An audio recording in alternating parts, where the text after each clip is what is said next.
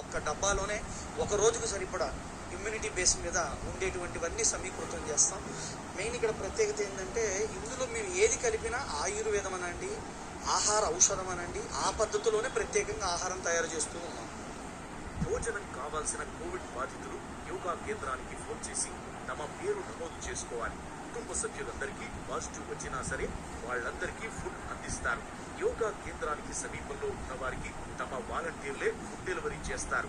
దూర ప్రాంతాల్లో ఉన్న వారికి కోవిడ్ బాధితుల సన్నిహితులు బంధువులు వచ్చి తీసుకెళ్తున్నారు. కష్టకాలంలో పౌష్టికాహారాన్ని అందిస్తున్న యోగా కేంద్రానికి అంతా కృతజ్ఞతలు చెప్పుకుంటున్నారు. నెంబర్ కాల్ చేశాను. మా ఇంట్లో నాకు కరోనా ఉంది, మా సిస్టర్కు బాగాలేదు, మా బ్రదర్ కూడా అదే టమాటా ఉంది.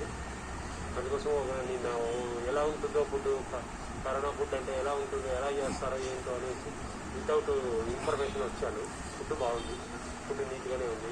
కరోనా పేషెంట్కి కావాల్సిన విధంగా దాంట్లో తెల్లగడ్డలేమి, మసాలాలు ఏంటి అవన్నీ నీట్గానే వేశారు. నీట్గా ఉంది, సూపర్గా ఉంది, మంచిది. ఇలాంటి సర్వీసు ఇలా ఫుడ్ దొరకడం కష్టం, ఎందుకంటే బయట మస్తు ఫుడ్ దొరుకుతుంది డబ్బులు ఇస్తే. అది వేరే డబ్బులు ఇస్తే దొరికేది కాదు.